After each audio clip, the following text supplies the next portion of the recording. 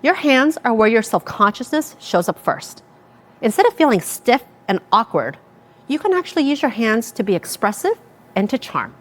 After 20 years of teaching women how to move, I can tell you that expressive hands doesn't come from posing better. It actually starts from teaching your hands how to feel. Hi, I'm Ching Kao. I have a PhD from Stanford in cognitive neuroscience, professional Latin ballroom dancer, owner of Firebeat Ballroom Studios, and Embody Her Emotion. Today, we're going to talk about how to be more expressive and more feminine with our hands. Typically, you might feel really stiff, awkward, like you don't really know what to do with them, or they don't reflect how you feel on the inside. With the following tips, you're going to be bringing back articulation, sensation, and intentionality back into your hands. Tip number 1, we need to find your baseline resting tension in your hands. Some of you are overly tense, so everything is kind of stiff. I affectionately call these banana fingers. We want to be able to find a beautiful resting hand. And to do that, first, I want you to clench your hand in a fist, really, really tight, and then let it go and let it droop. What you're going to notice is that you have very little tension in your fingers. They fall with gravity. If you face it upright, what you will see is that the thumb is tucked in. We don't want hitchhiker thumbs. And this pointer finger, it's almost like you're lightly pointing to someone. You want that pointer finger lightly resting. This will be your resting hand. Do you see how somebody's resting hand is a little bit stiff like this? It already looks like a little velociraptor. My students are like, I feel like a velociraptor. Yeah, that means you're overly tense in your hand. So that's the first thing you want to do, is to find a beautiful resting hand. Tip number 2 is we want to start articulating the right joint in your fingers. So a lot of you articulate with this joint, okay?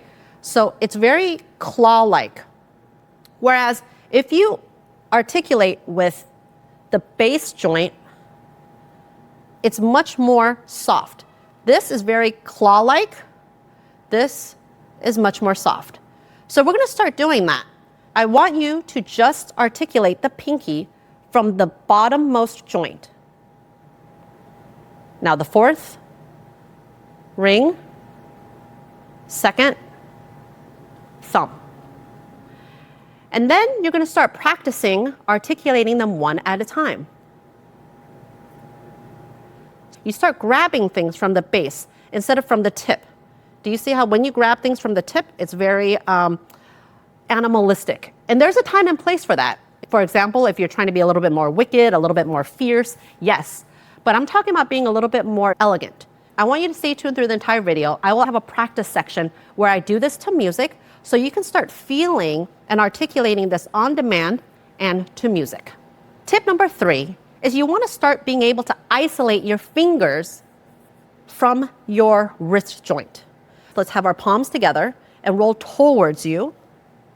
Now, I want you to do that in a way in which you do not have any tension in your fingers. A lot of you will try to do this and try to cup the air. I want it completely relaxed and just only feel movement in the wrist. Again, on the other side, I want you to have your hands away from you and roll. That's easy, okay? Now I want you to combine them. I want you to isolate the fingers, then the wrist. Open, fingers, then the wrist. And when you close and isolate the fingers, let's remember the tip from number 2, where we're trying to articulate from the base. We're going to go from pinky to the thumb, then the wrist. Now, when you do fingers, just do fingers. Don't have any wrist movement. Fingers, then the wrist. Some common mistakes is that when you do the fingers, you end up clasping them. I want you to go back to your resting tension, not your fist tension, your resting tension. One tip I give people, you're almost like caressing a little baby chick in your hands. It has that texture. Don't kill your chicken. Tenderly stroke it, and then keep holding on to it tenderly, and just roll your wrist. Now you can try that from the outside. So palm away from you, fingers, then wrist. Fingers, then wrist. Now, your thumb is very important. We don't want hitchhiker thumbs. you remember we talked about tip number 1, not to have overly tense digits. And at the same time, we also don't want to overly tense them inside because then we're doing wushu, we're doing kung fu.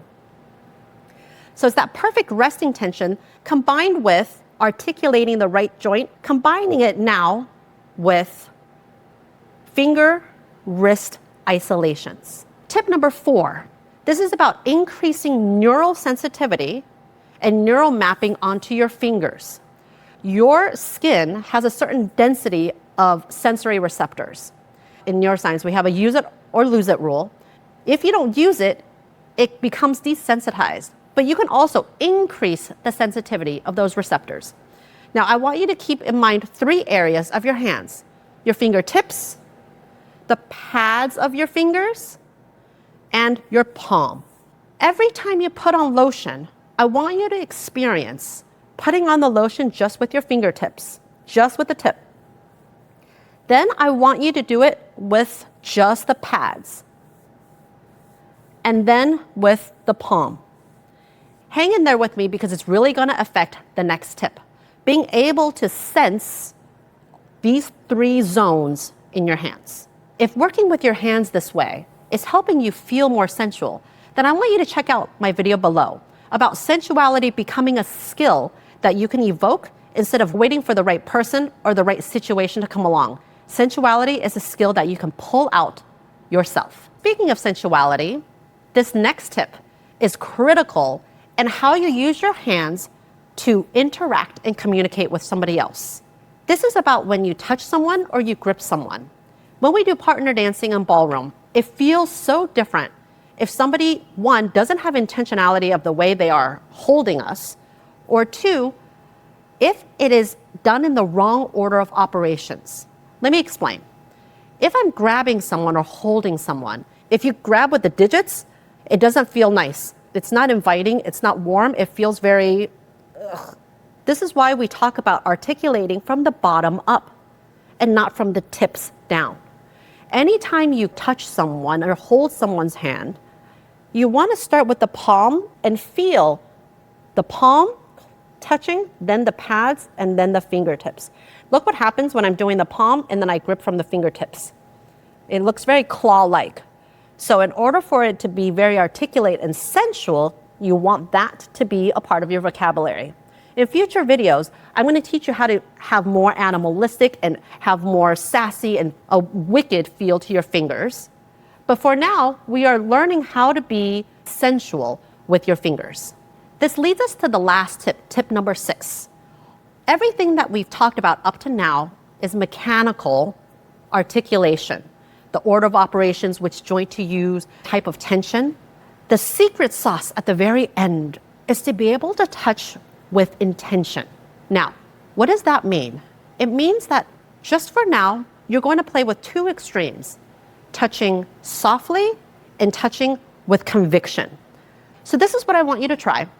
I want you to try the articulation that we did before, which is fingers, then roll the hands.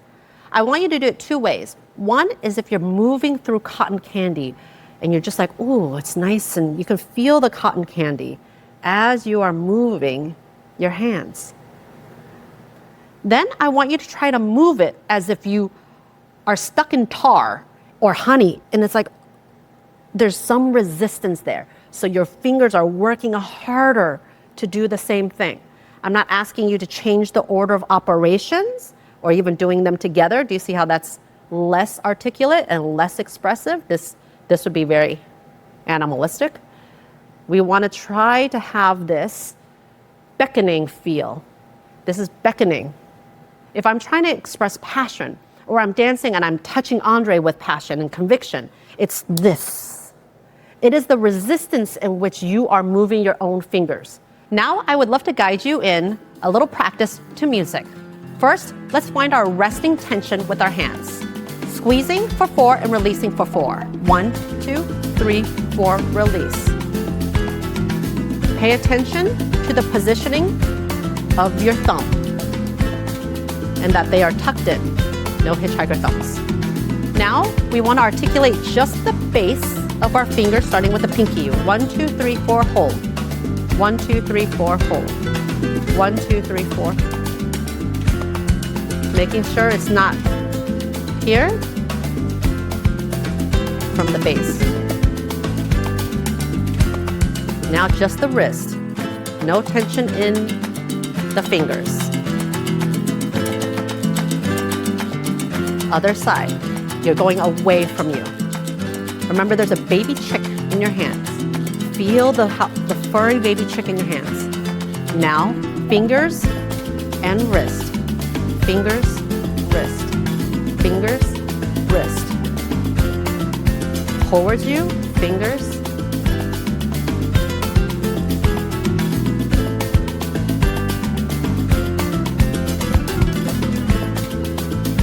And this is why I love working with the hands. It's such an easy way to wake up your expressiveness, your sensuality, and your sensing self. You learn to be instinctive without overthinking things. And if this makes you curious about what more of you wants to be expressed, your playful side, your wild, feral side, your sensitive side, your convicted side, your joyful side, then take my Have You Met Her quiz. It shows which facets of you are most ready to be expressed. It's free and the link is below. So save this video, come back, and keep practicing. And in no time, you'll transform your awkward hands into expressive hands. So feel more, dance more, and I'll see you back here.